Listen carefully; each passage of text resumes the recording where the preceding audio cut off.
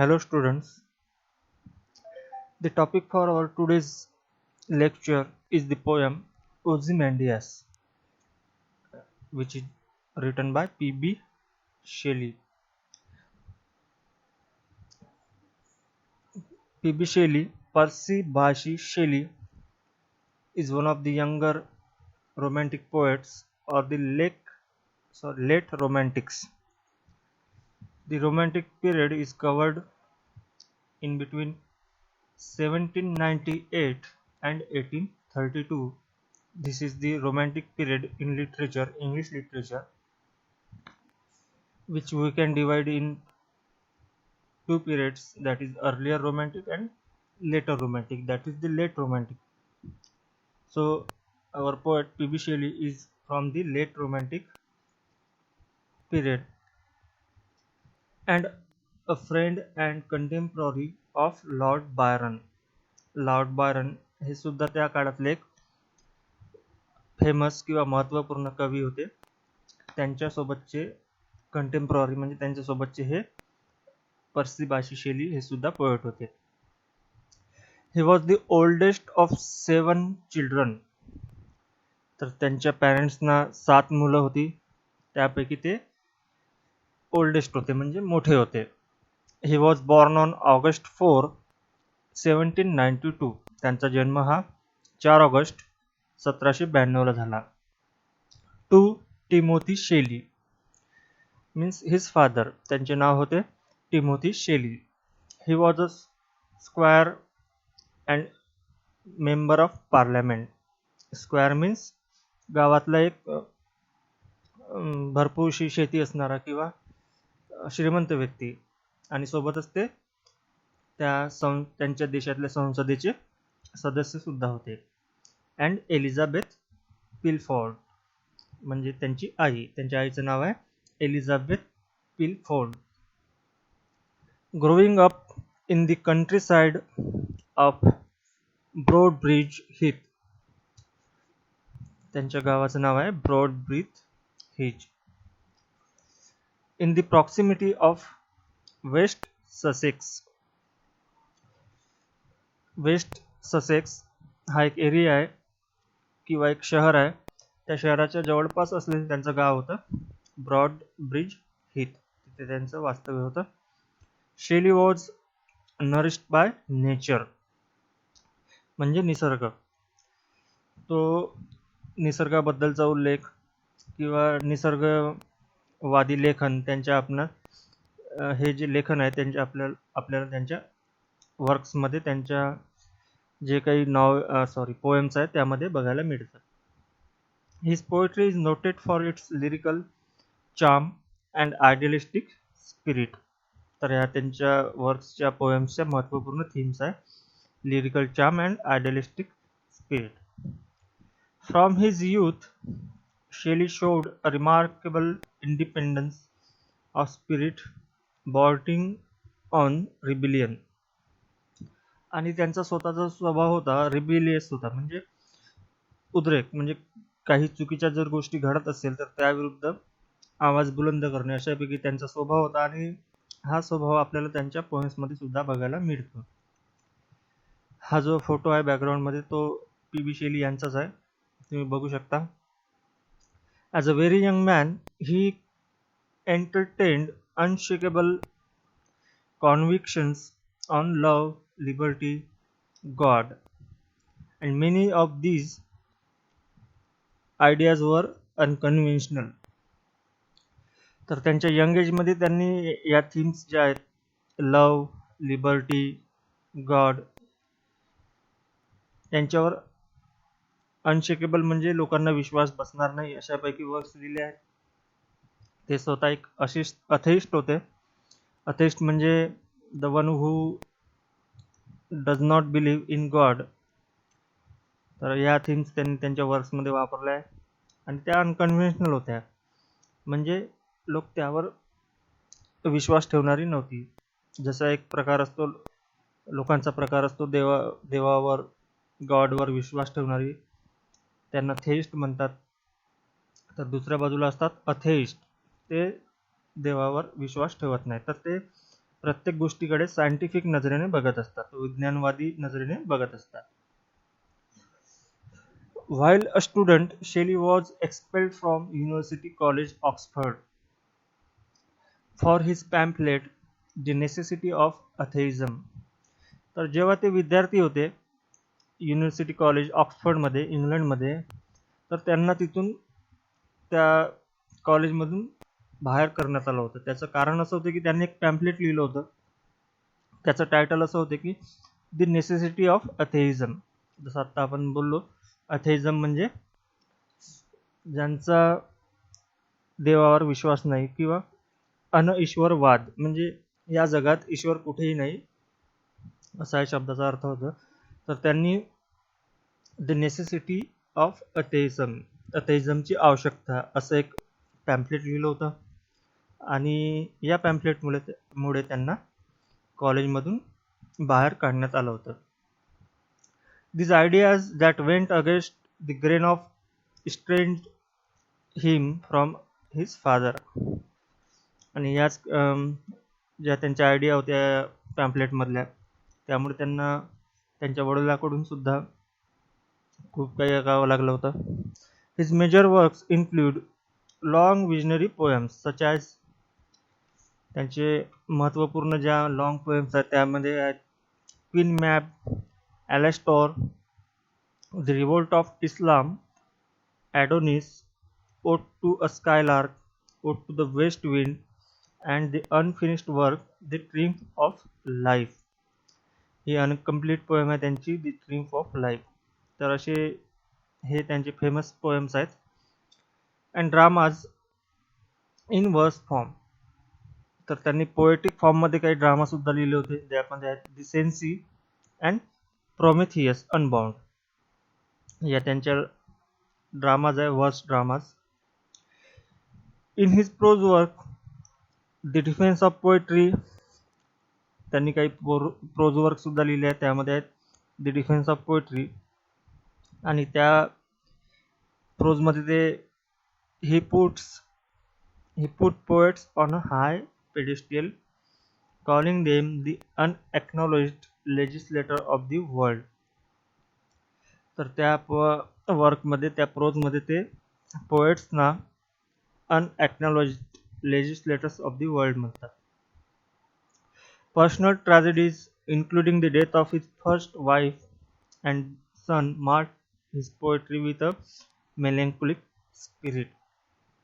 त्यांच्या लाईफमधल्या ज्या पर्सनल ट्रॅजेडीज आहेत, ज्यामध्ये त्यांच्या पहिल्या पत्नीचा मृत्यू आणि सोबतच त्यांच्या मुलाचा मृत्यू, या कारणामुळे त्यानंतरच्या ज्या त्यांनी पोएट्री लिहिल्या त्यामध्ये आपल्याला एक मेलँकोलिक स्पिरिट बघायला मिळतं. म्हणजे एक दुःखद थीम्स जी असते ती बघायला मिळते. ही सेकंड वाईफ मेरी शेली, त्यांच्या पहिल्या पत्नीच्या मृत्यूनंतर त्यांनी दुसरं लग्न केलं आणि त्यांच्या दुसऱ्या पत्नीचं नाव होतं मेरी शेली.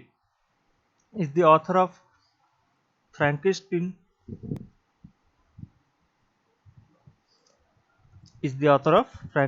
जे फ्रँकेस्टीन नावाचं एक नॉवेल आहे ते त्यांच्या दुसऱ्या पत्नी मेरी शेली यांनी लिहिली होती. A novel which remains popular even today. He died accidentally while sailing in Italy. तर हे जे नॉवेल आहे ते आजही खूप पॉप्युलर आहे. आणि पी.बी. शेली यांचा मृत्यू हा इटलीमध्ये सेलिंग करताना झाला. सेलिंग म्हणजे समुद्रामध्ये जहाजावर, शिपवर प्रवास करताना झाला होता.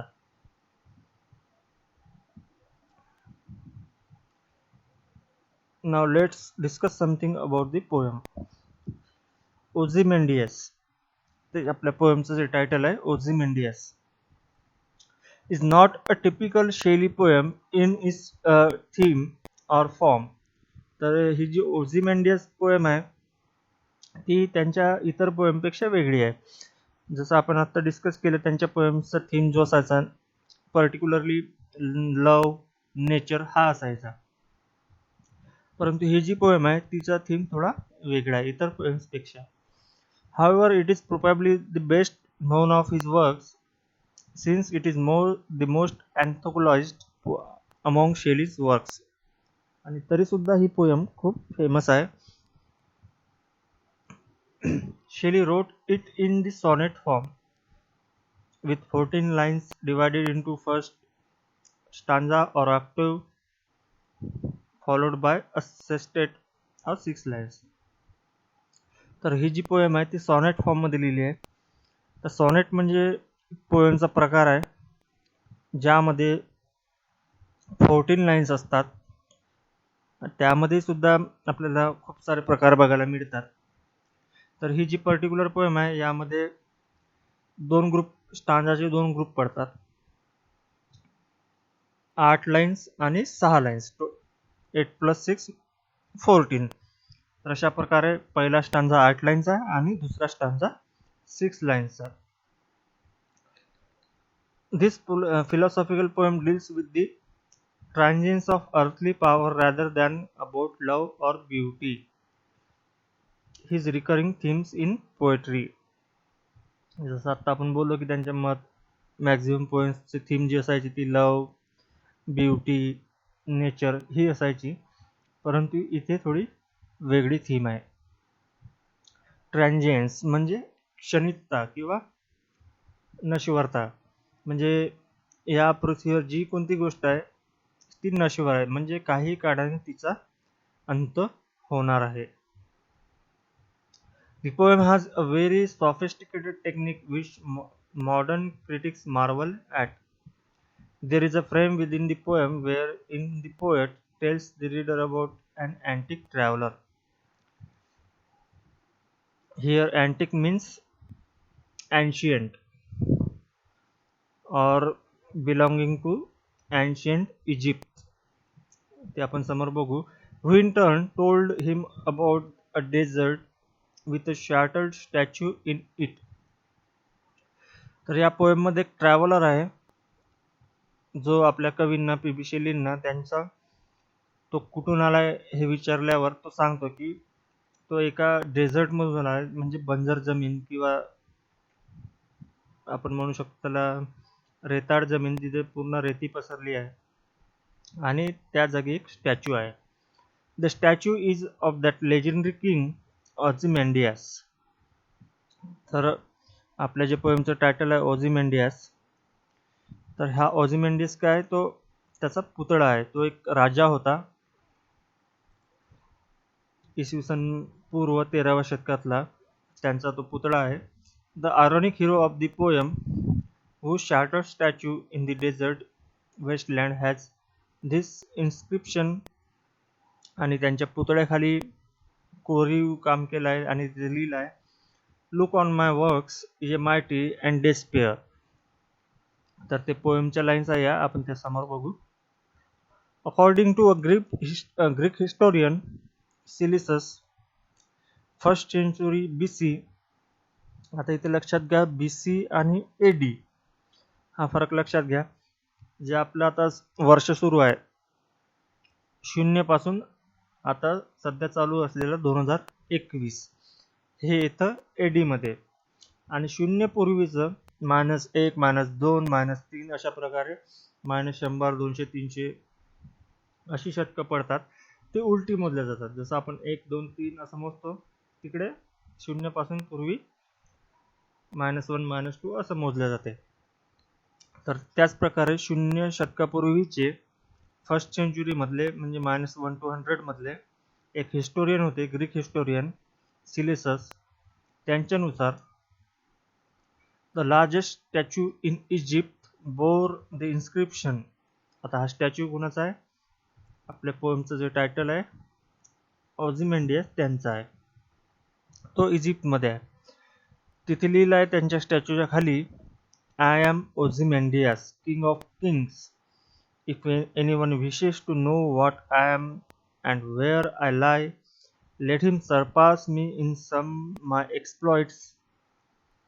ओझिमेंडियास वॉज रेमसेस. तर त्यांच्या पुतळ्याखाली लिहिलं आहे की मी कोण होतो हे जर कोणाला जाणून घ्यायचं असेल तर त्यांना माझे वर्क्स जे आहेत ते माहीत करावं लागेल. मी किती युद्ध जिंकले, मी किती राज्य जिंकले, हे सर्व त्यांना माहीत करावं लागेल. तर हे जे ओझिमॅन्डियस नाव त्यांना दिलं आहे, हे लोकांनी दिलं आहे, पर्टिक्युलरली वेस्टर्न कंट्रीजनी दिलं आहे. त्यांचं ओरिजिनल जे नाव होतं ते होतं Ramesses the second of Egypt. लक्षात घ्या, रॅमसेस द सेकंड ऑफ इजिप्त. तर हे एक राजा होते इजिप्तचे 30th सेंचुरी BC, इसवी सन पूर्व 13व्या शतकातले ते राजा होते. म्हणजे आजची 21 शतके प्लस 13 म्हणजे किती टोटल, 21 आणि 13 24 आणि 34, म्हणजे 3400 वर्षापूर्वी इजिप्तमध्ये ते राजा होते. त्यांचं नाव होतं Ramesses the second. As a Greek rendering of the name, आता ते नाम ग्रीक शब्दानुसार त्यांचं ते नाव पडलं आहे ओझिमॅन्डियस.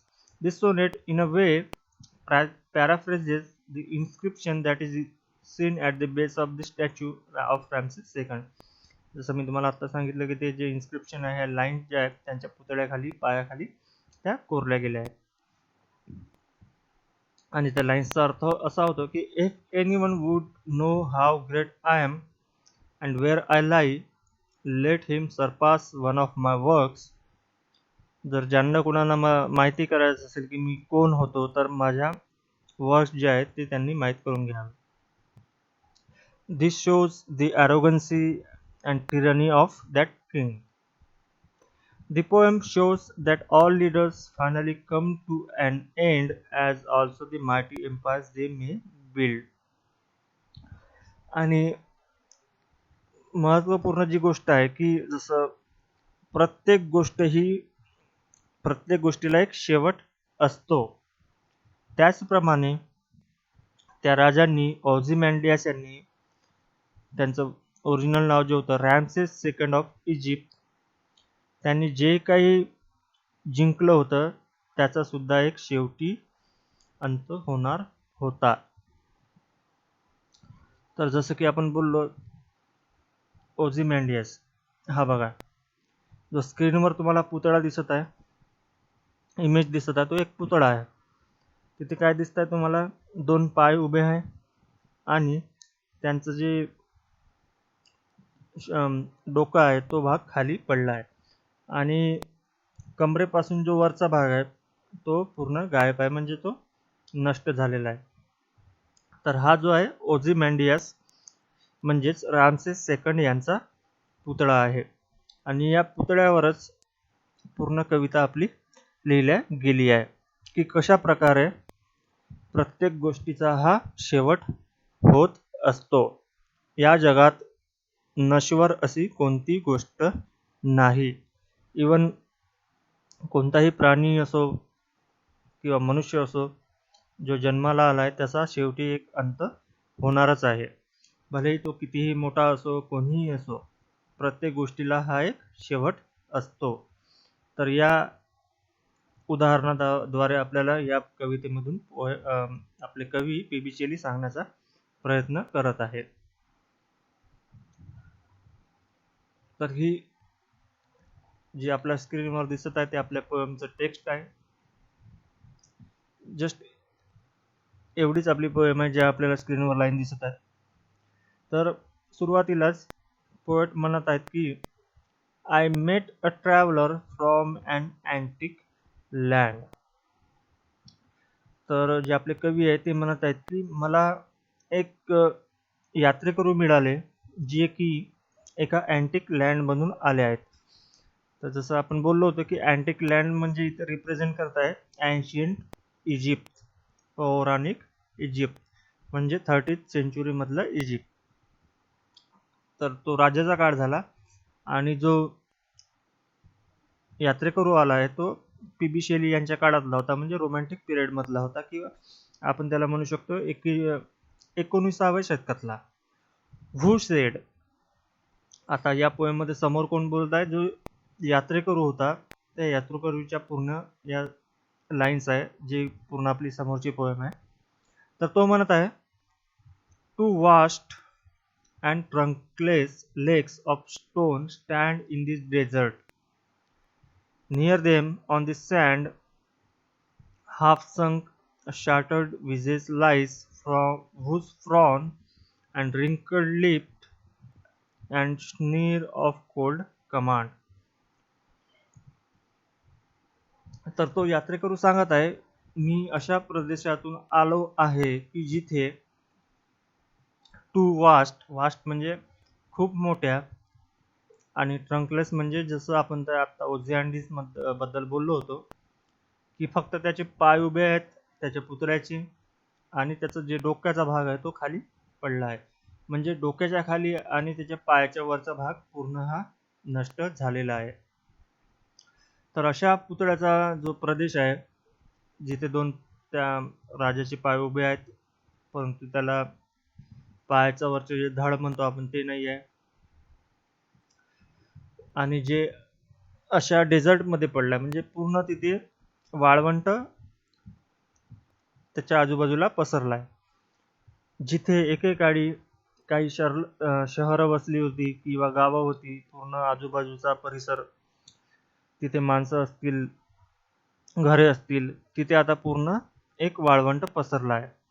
Near them on this sand, आणि त्या पुतळ्याच्या जवळ मातीमध्ये हाफ संक अ शॅटर्ड विसेस लाईस. इथे विसेसचा अर्थ होतो चेहऱ्याचा भाग, आणि त्यात जे पाय उभी आहेत त्याच पायाच्या बाजूला एक चेहऱ्याचा भाग, जसं आपण इमेज मध्ये बघितला, त्याचं डोकं पडलेलं आहे. Whose frown and wrinkled lip, आणि ते जे तो जो आपण बघू ती इमेज, त्या चेहऱ्यावर आपल्याला बघायला मिळते की तो फ्रॉन होता. म्हणजे त्या चेहऱ्यावरूनच आपल्याला लक्षात येते की तो राजा कसा होता, ॲरोगंट होता आणि क्रुएल होता. त्याला आपल्या जनतेची पर्वा नव्हती. तर जो कोणी बनवणारा आर्टिस्ट होता पुतळ्याचा, त्यांनी बरोबर हुबेहूब त्या राजाचं चित्रण या पुतळ्यामध्ये केलं आहे. तर या फेसमध्ये आपल्याला बघायला मिळते ॲरोगन्सी आणि रिंकल्ड लिप्स. म्हणजे रिंकल्ड म्हणजे जे आपल्या चेहऱ्यावर झुऱ्या पडतात, त्या सुद्धा त्या आर्टिस्टनी बरोबर तिथे प्रेझेंट केल्या आहेत. अँड स्निअर कोल्ड ऑफ कमांड, म्हणजे त्याचं क्रुएल्टी जी होती त्याच्या प्रजेमध्ये ती आपल्याला बघायला, त्या चेहऱ्यावरून बघायला मिळते. Tell that its sculptor who well those passions read which yet survive stamped on this lifeless thing. Sculptor म्हणजे जो कोणी आर्टिस्ट होता, जो पुतळा बनवणारा होता, त्यांनी उत्तम प्रकारे त्या राजाचा स्वभाव, त्याचे पॅशन्स त्या पुतळ्यामध्ये कोरले आहे. ते आज सुद्धा आपण बघू शकतो आणि ओळखू शकतो की तो राजा कसा होता. विच एट सर्वाइव्ह म्हणजे अजूनही त्या पुतळ्यामध्ये त्या काळच्या राजाच्या जीवनशैलीबद्दल आपण समजू शकतो. स्टॅम्प्ड ऑन दिस लाईफलेस थिंग्स, म्हणजे हा जो पुतळा आहे लाईफलेस आहे, तो मृत आहे, परंतु त्यामध्ये आपण बघू शकतो की त्या राजाची प्रकृती किंवा तो जिवंत असताना त्याची लाईफस्टाईल कशी असेल. The hand that mock them and the heart that फेड, म्हणजे हुबेहूब प्रकारे त्या आर्टिस्टने ते कोरीव काम केलं आहे, तो पुतळा बनवला आहे. And on the pedestal these words appear. Pedestal म्हणजे त्याच्या पायाखाली जो भाग आहे, हा भाग तुम्ही बघू शकता. इथे आता काही दिसत नाही आहे, परंतु कोणत्याही पुतळ्याखाली एक काही कोरीव म्हणजे लिहिलेलं असते की तो कोण होता, काय होता, किंवा त्याच्या फेमस लाईन्स लिहिलेल्या असतात. तर त्याच प्रकारे इथे सुद्धा काही लाईन्स लिहिल्या गेल्या होत्या, आणि त्या लाईन्स या होत्या की my name is Ozymandias, king of kings, look on my works ye mighty and despair. जसं आता आपण पूर्वी सुद्धा या लाईन वाचल्या होत्या तर तिथे लिहिलं आहे की माय नेम इज ऑझिमॉन्डियास, म्हणजे एक प्रकारे तो राजा गर्वाने सांगत आहे की माझं नाव जे आहे ते ऑझिमॅन्डियस आहे आणि मी कोण आहे तर किंग ऑफ किंग्स, जे कोणी राजा असतील त्या सर्वांचा मी राजा आहे. लुक ऑन माय वर्क्स, आणि माझे जे कामं होती त्यांच्याकडे बघा, जे मी राज्य जिंकली होती, जे युद्ध लढली होती त्यांच्याकडे बघा, मग तो कोणीही असो, माहिती असो, तो कितीही मोठा असो किंवा कितीही लहान असो, तो माझ्याकडे पुतळ्याकडे बघून माझी जी काम होती ते बघू शकतो. परंतु त्या समोर नथिंग बिसाइड रिमेन्स, तो जोपर्यंत जिवंत होता, जोपर्यंत त्यांनी युद्ध केली ते ठीक आहे, परंतु त्यांच्यानंतर काहीही उरलेलं नाही. राऊंड द डिके, सर्व गोष्टींचा नाश होत गेला. Of that colossal wreck, boundless and bare, the lone level sand stretches far away. तर शेवटी या लाईन नंतर पोएट आपल्याला सांगत आहे की कोणतीही गोष्ट आता उरलेली नाही. तर त्याचं काय झालंय, कोलोसल म्हणजे एक्स्ट्रीमली लार्ज, जे त्यांचा आता पुतळा केव्हा बांधतात, एखादा इतिहासातील व्यक्ती त्यांच्याबद्दल आपल्याला माहिती कळावी त्यामुळे तो पुतळा बांधला जातो. जसे आपण पुतळे बघतो, जसं आपले नॉर्थ कोरियाचे जे किम युंग जुंग, त्यांनी आता सुद्धा जिवंतपणेच पुतळे बांधले आहेत. त्यांचा उद्देश असा आहे की मी गेल्यानंतर सुद्धा माझे जे कार्य आहे ते लोकांना कळावे, माझी जी माहिती आहे ती लोकांना कळावी, त्यासाठी त्यांनी ते पुतळे बांधले आहेत. परंतु काही काळानंतर ते सुद्धा नष्ट होत असतात. तर इथे सुद्धा ते सांगण्यात आलंय, नथिंग बिसाइड रिमेन्स, तर काही सुद्धा उरणार नाही, सर्व नष्ट होणार आहे. ऑफ दॅट कोलेसल रेक, कोलेसल म्हणजे एक्स्ट्रीमली लार्ज, म्हणजे खूप मोठं किंवा ग्रेट. आता ते बाउंडलेस अँड बेअर, बाउंडलेस म्हणजे त्यांच्या ज्या पुतळ्याच्या आजूबाजूला जी पूर्वी वस्ती होती, माणसं राहायची, नगर होतं, गाव होतं, घर होतं, जे काही होतं ते पूर्ण आता नष्ट झालं आहे. तिथे पूर्ण वाळवंट पसरलं आहे, त्याला बाउंड्री सुद्धा नाही, ते अनंत असं पसरलं आहे.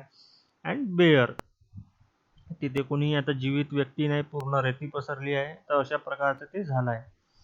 तर lone and level sand stretch far away, तो जो पुतळा आहे काही प्रमाणात वाचलेला आहे, जिथे फक्त त्या राजाचे आपल्याला पाय दिसतात, त्यांचं जे डोकं खाली पडलं आहे आणि जो ट्रंक म्हणतो तो सुद्धा गायब झाला आहे, तो फक्त बघायला मिळतो. आणि त्या पुतळ्याच्या आजूबाजूला पूर्ण रेताळ वाळवंट पसरला आहे आणि आजूबाजूला आपल्याला जिवंत असं काही बघायला मिळत नाही. तर या पोएममधून आपल्याला असं शिकायला मिळते की प्रत्येक गोष्ट ही नश्वर आहे, म्हणजे प्रत्येक गोष्टीचा अंत हा होणार आहे. तर आपले जे पोएट आहे पी.बी. शेली, त्यांनी या ओझिमॅन्डियास या राजाच्या जीवनशैलीतून म्हणा किंवा जो आता त्यांचा पुतळ्याचा रेख झाला आहे त्या उदाहरणातून आपल्याला सांगण्याचा प्रयत्न केला आहे की कितीही मोठा राजा असला, त्यांनी कितीही मोठं काम केलं असलं तरी, तो कसाही असला, चांगला वाईट, परंतु प्रत्येक गोष्टीचा हा अंत होणार आहे. तर अशा प्रकारची आपली ही पोएम होती ओझिमॅन्डियास. ओझिमॅन्डियास कोण होते? हे ग्रीक लोकांनी किंवा वेस्टर्न युरोपियन जे लोक आहेत त्यांनी हे नाव दिलं आहे. कुणाला दिलं आहे? त्यांचं ओरिजिनल नाव होतं रॅमसेस द सेकंड, तर त्यांना हे नाव दिलं होतं. तर अशा प्रकारची ही पोएम आहे. त्यांच्या उदाहरणातून आपल्या कवींनी आपल्याला सांगण्याचा प्रयत्न केला आहे की कशा प्रकारे प्रत्येक गोष्टीचा हा अंत होत असतो. थँक्यू.